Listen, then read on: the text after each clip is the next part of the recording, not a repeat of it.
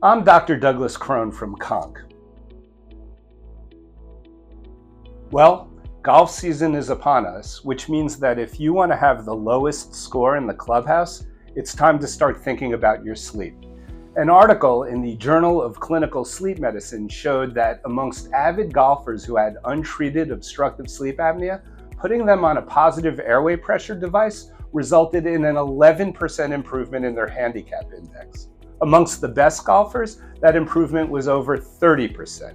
So what does that mean? It means that if you're snoring, you're probably not scoring.